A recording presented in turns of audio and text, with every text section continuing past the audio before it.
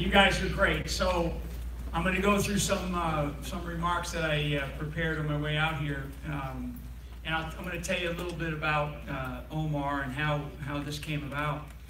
I'm going to recognize some people because I know that if you don't, people always get a little bit upset. And the first name that I was told was Joy Medicki. Where's Joy? And everybody told me, where's Joy?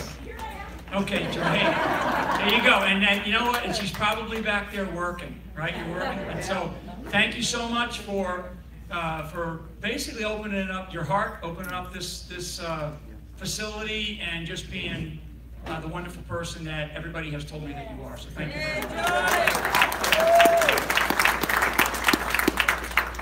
Linda Evans, the mayor of La Quinta. Where is she at? Right here, Linda. Thank you so much.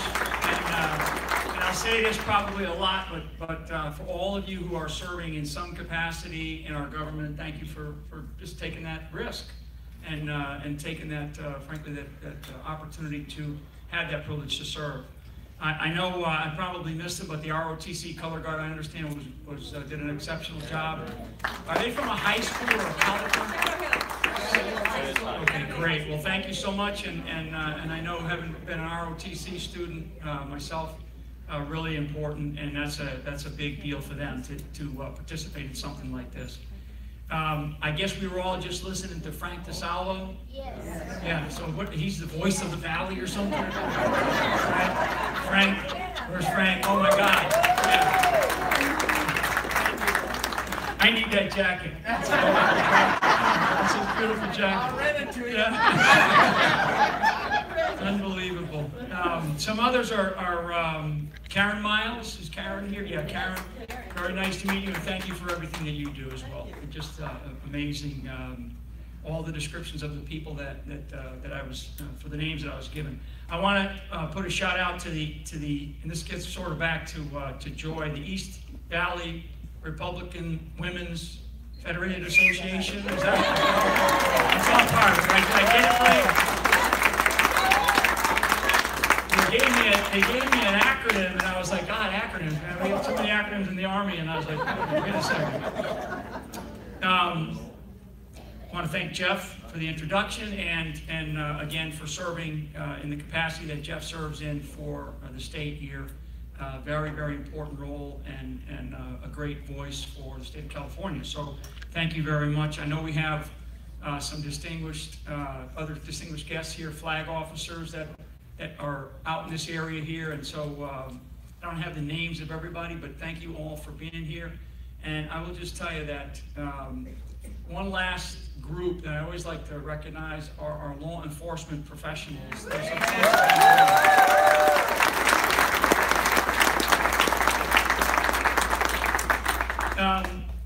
A couple others, because I wasn't sure whether they were going to be here, but I know Kimberlyn Brown Peltzer. Where are you at? Okay, great. So you are here. Good. So thank you for being here and for all that you do. I really understand that you're part of the community out here and have a role in serving somehow the local area. She's running for Congress. Running for Congress. There you go. There you go. Great. There you go. Super. I don't know if there's another name that I saw, Aaron Cruz, who's running for Senate. Yeah, great. Well, just shout out to you. We've not met, but heard a lot of good things about you. And then one other gentleman that helped me out to be here today, and as well as Jennifer, who's helping Omar, is Jeff Gonzalez. Yeah. There he is right here. So not only is he an assemblyman here, former Marine, and a retired Marine, a warrant officer in the Marine Corps, which is not an easy rank to achieve, and I know that we have crossed paths in our careers, our military careers. So thank you very much for all that you're doing. Okay, so what I'm not here to do is I'm not here to complain about who has done me wrong, or how unfair I've been treated, or how unfair the entire process has been. It is what it is, and my previous statements, they stand for themselves. I'm here to talk about the future. Your future, our future, the future of this country. If you feel passionate about something and feeling sorry for yourself will keep you from achieving that destiny, then I can't be a part of that. And that's partly why I'm here today, because I saw a passion in the eyes of Omar, particularly as he was talking about his grandparents, which I'll talk about here in a little bit. My passion and my destiny changed when I saw our country taking a fundamentally different direction in a world filled with challenges and challengers. And we see them out there all over the world today on the news every night, etc. And I decided to do something about it in a different capacity.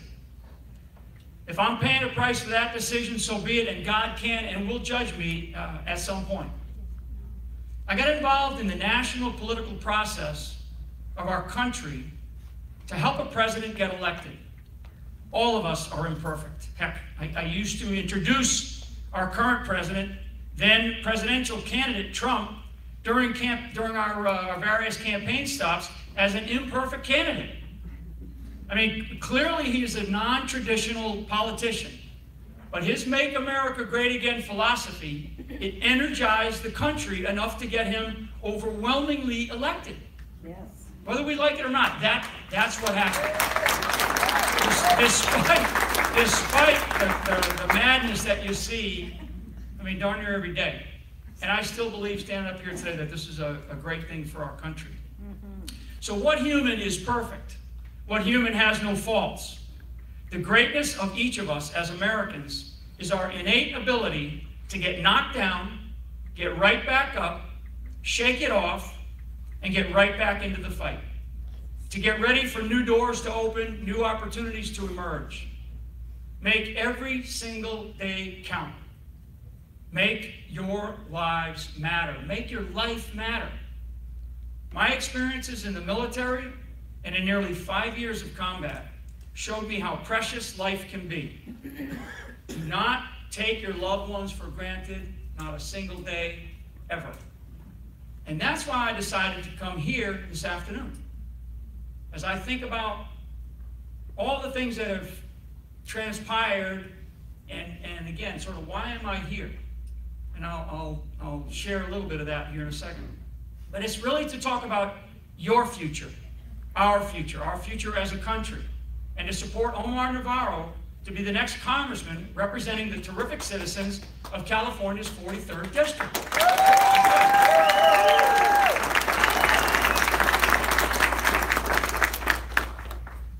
That said, do you know what the so-called Democratic Party or the left or the progressive movement or the liberal establishment has done to our country? I mean, these are all cool-sounding words, especially to young people. And it's a dangerous thing, I think, for our country when we put these labels on things to make something sound like it's something that's really cool, but it really isn't. It really isn't. My judgment, they have trained a generation of young people to remain poor while blaming the rich, to remain unemployed while blaming those with jobs, and to remain obsessed over the past while blaming those of us who envision a far more optimistic future. It's blame, blame, blame. What a miserable existence. I mean, I don't know how somebody can get up every day and feel that way. I mean, it's just, God, it's like, quit whining. Figure out what the solutions are and let's get at it.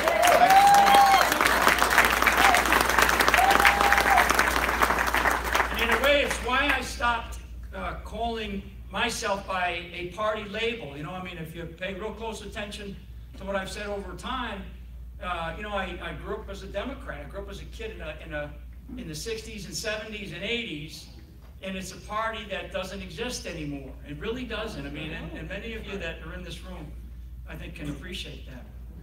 My label and what I want to be known as, and I think all of us in this room, you know, despite, you know, how you feel about a particular issue, particularly when it comes to politics, you know, I'm an American. I'm an American first. And I'm an American who wants what's best for our country, my family, my children, and my grandchildren. Yeah.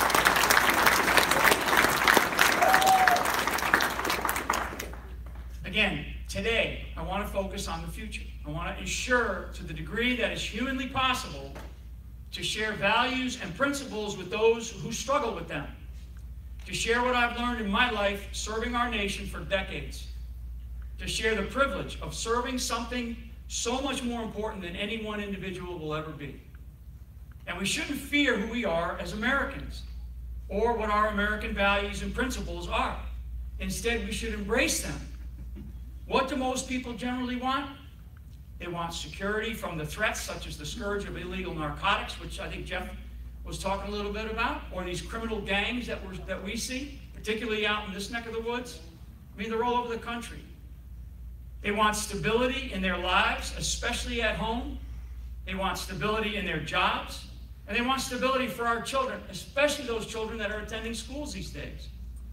And they want some measure of prosperity, whether it is in their personal health or wealth, or the wealth that they're able to generate through a decent, job with decent pay, based on hard work, based on a good sort of hard work, an ethics philosophy that just says if you work hard, that's the way the American dream is. It's all about that. Work hard and you can benefit from whatever it is that you want to achieve. They also want to feel that whatever their existence is, this really touches on the government, local, state, and federal. People want to make sure that their existence is sustainable over time, because we depend on so many things. We certainly, at the local level, we depend on each other. Communities like this, organizations that are represented in this room tonight, that Joy, probably runs one of these. We rely on each other more so than anybody else. But we also want to have that sense of sustainability in our lives, basically until the end of our lives. And it's so important that we have those things. Basically, security, stability, some sense of prosperity, and then this idea of sustainability over our lives. And I think it's just so important. According to some studies, California has the highest, or among the highest, debt, unemployment rates, income tax rates, corporate tax rates, regulations, welfare recipients, and homeless population in our nation. I mean, it's amazing to me. I mean, I have studied a lot of our country. I've studied a lot of our history. I watch things very acutely, and when I look at the beauty that exists in our country, and I look at what's happening, I mean, there have been incredibly poor decisions that have been made over time that have placed us in the burdens that we are all feeling today as a nation. And like I've said, as I look at this room, these types of elections, although when I talk a little bit about Omar here, these types of elections are not necessarily for those that are in this room. I mean, it's important that we participate. It's important that we get involved. It's important that we volunteer. It's important that we get out and vote and do all these kinds of things. But it is really for the next generation. And then the generation behind them who are probably at the age of maybe 5 or 10, maybe 15 years old. If you look at a generation being about 30 years. Okay? And that's about the difference between Omar and myself. So as I stand up here today, it's, and I think there's a lot of people like me that look at this country and we say, in order to have a country years and years and years from now, better than what our fathers or our mothers gave us, etc., we have got to get involved. We have got to participate. Got to participate. So in the 43rd district, the challenges are the same, pretty much, as they are across the entire state. Loss of job opportunities, increasing crime and homelessness, businesses that are leaving and laying off employees due to excessive taxes and regulations, and racial tension. So who is Omar Navarro? Omar reached out to me, and we sat down and we talked at length.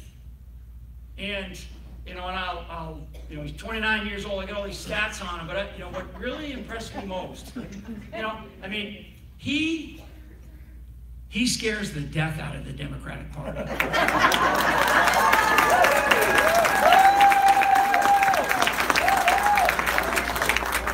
And I'll tell you why I believe he scares the death out of the Democratic Party.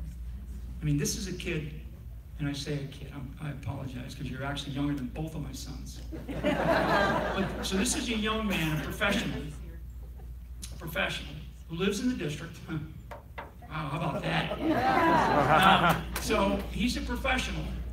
And, I mean, he, born of Mexican-Cuban parents, comes from a broken home, raised by his Cuban grandparents, who escaped Cuba and escaped communism in Cuba, imbued inside of Omar a set of values. And as Omar was walking me through his sort of life, which is really, as a young man, you know, he's done an awful lot as a young kid, as a young guy.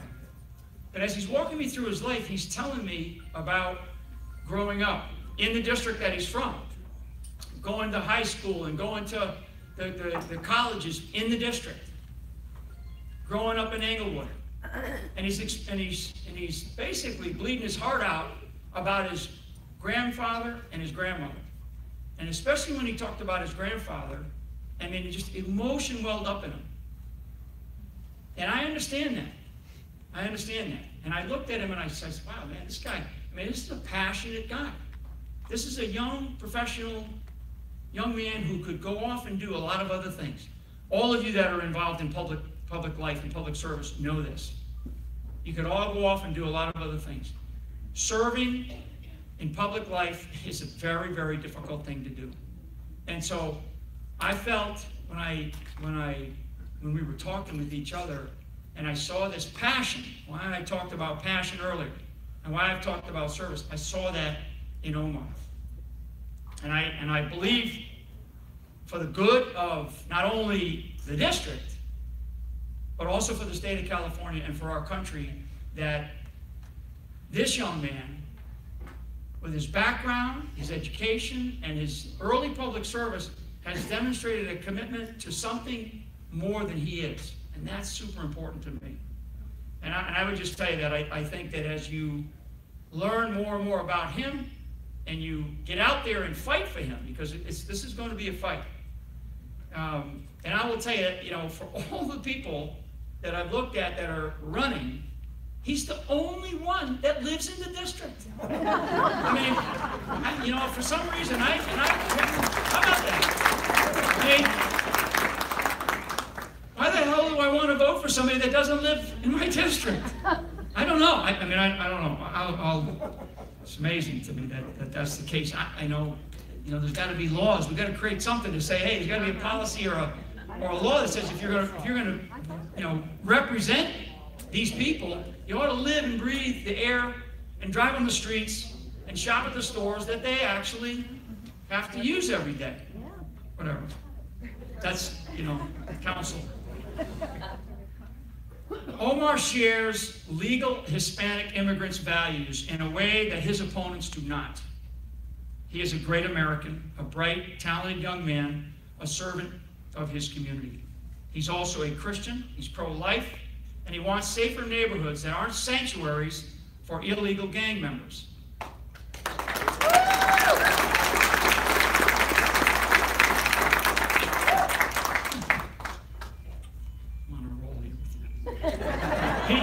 He highlighted this point by, and I love this when I looked him up on YouTube when we were talking about stuff. He highlighted this point to really demonstrate who he was and what he was about by kicking off his campaign with a mariachi band 5 miles outside the district in front of Miss Waters' $4 million home.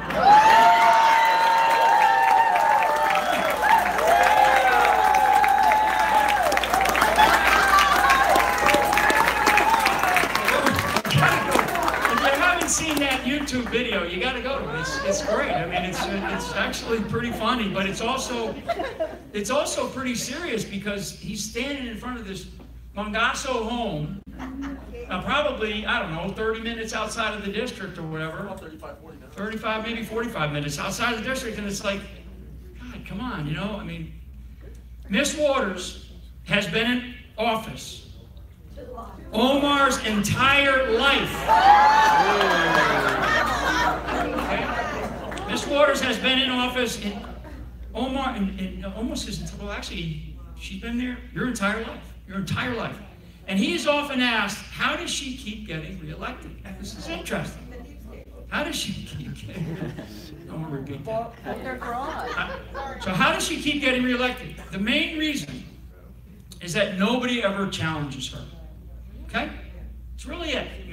I mean really challenges her. I went back and looked at the last probably 4 to 6 elections and looked at who, and there's been a lot of changes too, the gerrymandering of districts and the changes and all those kinds of things. So I went back and I looked, and they really have not challenged her. Omar comes into the picture in 2016. Now, no campaign prior to this one has ever raised more than $10,000 to compete against her. Wow. How about that? That's why. It's a function of our political system. You have to have some money to be able to get the volunteers out there, get the pamphlets, all this kind of stuff. For the 2018 election, Omar has done a much better job of fundraising. He's raised over $150,000, but needs more. That's right. And these are critical, these are vital, these are necessary funds to reach voters. What a privilege it is to be able to vote. It's a privilege. It's a privilege, not a right, it's a privilege. Events such as this one that we're involved in tonight, and I know that there will be others, they help get the message out, and they help secure the funds that he needs to win.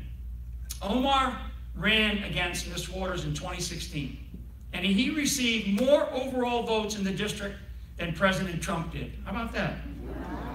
His total 2016 campaign budget was $3,000. Okay? Ms. Waters spent almost $1 million. Wow. It's just unbelievable. For what? Again, you kind of look at the results. Look at the results. And you just got to go back to the question, like, why doesn't anybody ever run against her? So the district, the 43rd district, has changed, and it is continuing to change, and it will continue to evolve as a lot of our country is changing in many places particularly around our borders. And they're changing, and they're changing in many cases for the positive. But they're changing. Our country alone has, since 1950 till now, we have multiplied almost ×5 in population in less than 100 years, 75 years, since post-World War II. Almost 5 times we've multiplied our population. That's a good thing because it makes us strong as a nation. But it also, when you begin to look at how that population has grown and where it's grown and the demographics of that population, it's a fascinating study.